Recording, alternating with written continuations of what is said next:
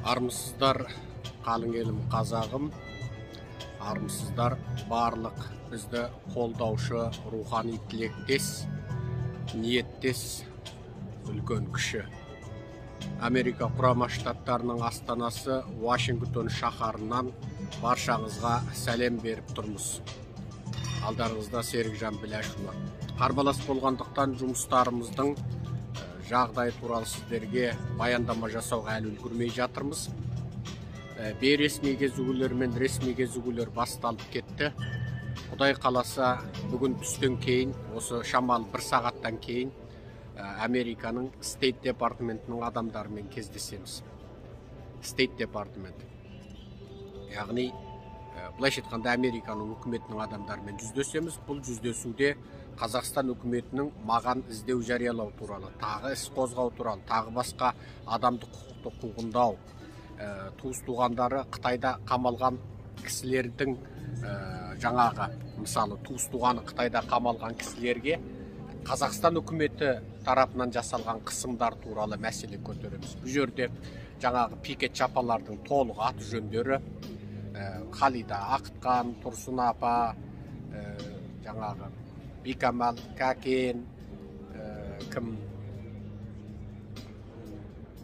Байболат Күнболат, тағы кім анау аттарын ұмытып отырмын, бәрі қағазымда бар. Сол кісілердің бәрі айтылады. Мысалы, Қарақат Әбдеш, Күлбаран апа, бірі қалмайды. Бәрінің аты жазылады.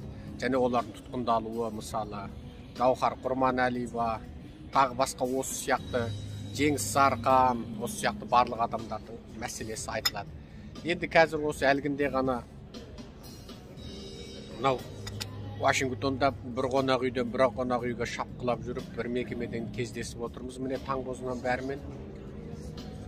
Енді Стейт департаментте кездесу ол енді сәлиқалы, ресми, салмақты жүздесу болады. Яғни Американың былайша айтқан кезде енді қазақша аты не екен де білмеймін.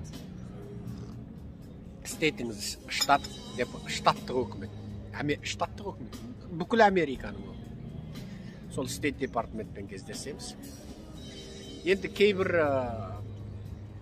саяси мекемелер олар жариялауды ұнатпайды. Оны бізде жариялағымыз келмейді. Бірақ біздің кіммен кезігіп жүргенімізді біздің сұмырайлар сезіп отыр, біліп отыр, біздің кіммен кезігетімізді сезе берсін, біле берсін. Солардың білгені керек бізге. Менің бұны жариялаудағы мақсатым не істеп жатқанымызды халық білсін. Үлкендер біліп алаңдаған үлкендер білсін, жастар көріп үлгі алсын. Мен күні кеше ғана шытырлатып ақша санаған кәсіпкер жігіт едім. Саясатқа кірем деген ойым болмаған. Мені мәжбүрлеп, итеріп, тепкілеп отырып осы жолға өздері салды. Мен ішкенім алдымда, ішпегенім артымда, шытырлатып ақша санаған және қанағатшыл бизнесмен болады.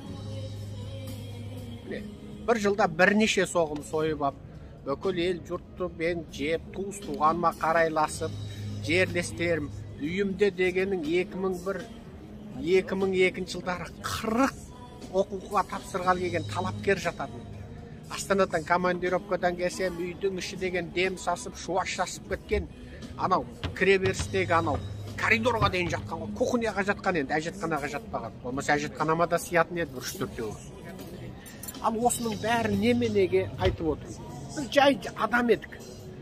Бізге адам құсап өмір сүруге мүмкіндік бермеді.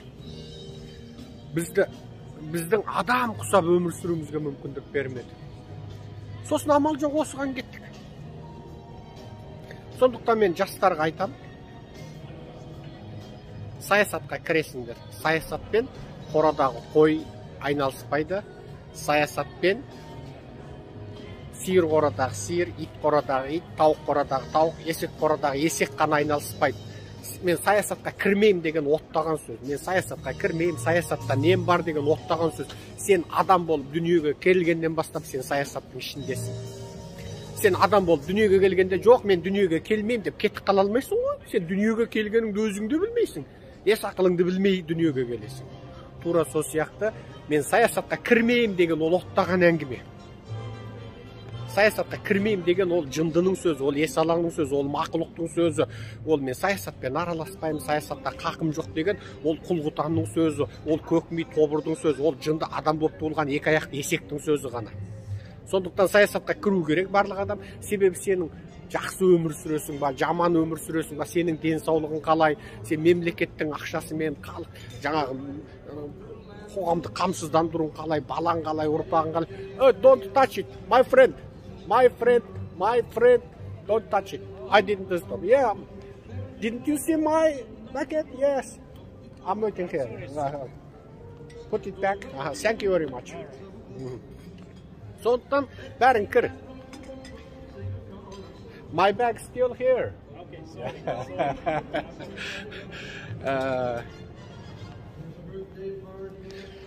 Сондықтан бәрі кіру керек, саясатқа кіру керек. Себебі бала шағамыздың өмірі, ұрпағымыздың өмірі. Қазақ дейтін халық қашанғы міне қабат үйден аштықтан секіреді. Мына заманда 2021-де міне 3-ші қазақ әйелі аштықтан, жоқшылықтан қабат үйден секіріп өлді. Мен Фейсбугімде тұрып бөлісіп қойдым. Бұл сұмдық масқара. Неге анау ұры-қара қарақшы 200 әулет? Солар бүкіл байлықты алу керек, солар бүкіл байлықты ұстап керек. Ал енді қалған елдің өмір сүруіне болмайды. Олар кімдер? Олар кімдер? Олар ешкім емес. Олар тек Совет одағы кезден осы билікті ұстап қалды, болды. Басқа ешқандай несі жоқ. Енді алысу керек, жұлысу керек. Сол 200 отбасы ғана бүкіл 20 миллион қазақтың бақытсыздығының үстіне солар іріп-шіріп, бүкіл триллиондаған ақшамызды, миллиардтаған ақшамызды шетел жасырып, солар өмір сүре ме? Оларға кім берді ондай құқықты? Олар кезіндегі советтің құлдары, жаңағы орыстың артын жалап жүріп, сол орысқа жағып қап, Теміртауда жаңағы көмір жағып жүріп, көтеріліп қалған сұмырайлар, табанның күсі беселі сұмырайлар, құлғұтандар, құлғұтанның тұқымдары, 77 ата бабасы қазақтың қанын жаңағы 31 кезде, 16 кезде, тағы басқа 36-37 кезде сол басқа интеллигент зиялы ақсүйектердің тұқымын, білімділердің тұқымын атуға, шабуға үлес қосқан солардың тұқымдары басқа ешкім емес. Басқа ешкім емес. Сондықтан мынау Еуропа, Американы билеп отыр. Ғасырлап билеп отыр. Кімдер? Тойынғандар. Өзінің жеке бастық мәселесін шешкендер. Я, олар да магнат бай. Ал бізді де билеп отыр. Қалай? Құлғұтанның тұқымы. Еуропаңды да, Америкаңды да бүкіл қара. Бәрін ақсүйектер билеп отыр. Кімдер олар? Олар тектілер. Олар тойған. Я, мүмкін олардың кейбіреуінің ақшасы, мүмкін менен кедей шығар олар. Бірақ олардың қарны көңілдері тоқ. Көңілдері тоқ. Мысалы, менде қазір қаржы мәселесін шешіп атым. Осы жуырда үлкен мәселе шешіледі. Сол кезде үлкен жұмыс басталады.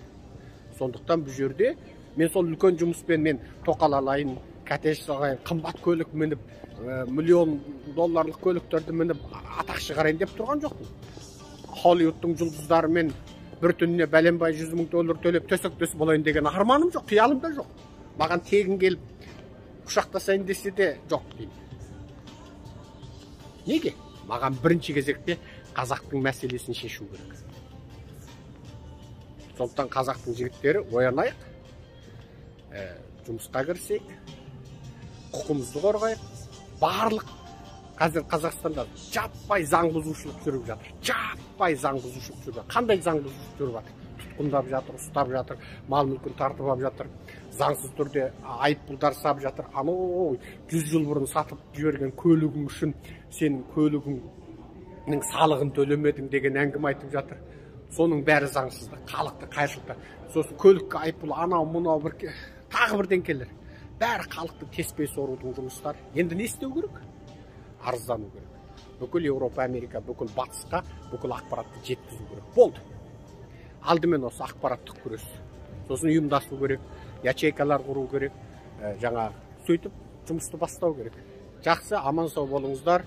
Құрметпен Серікжан Біләшұлы. Менің басқа айтарым жоқ. Американың туының алдында барлықтарыңызға қоштасамыз. Артымызда Америка тұр, артымызда ақиқат тұр, артымызда күллі әлемнің жаратушы шексіз құдірет иесі тұр, артымызда ақиқатшыл адамзат қауымдастығы тұр. Сондықтан ұры-қары қарақшылардан ешқашан жасқанбай күреске аттанғазы. Жағаласпай жаңғалмайды. Латвия, Литва, Эстония қалай күшейді? Тура сол сияқты. Грузия мен Украина қалай мынау Кремльдің шыжымынан, Кремльдің тегеурінен құтылып, міне өркениетті батысқа жақындады. Тура солай. Сіздер де соған күресіңіздер. Мынау Кремльдің құлдарынан, Қытайдың құлдарынан құтылып, мынау сектанттардан құтылып, нағыз қазақ, тәуелсіз қазақ болайық. Аман сау болыңыздар. Құрметпен Серікжан Біләшұлы. Бүгін 9 ғой деймін. Есте жоқ.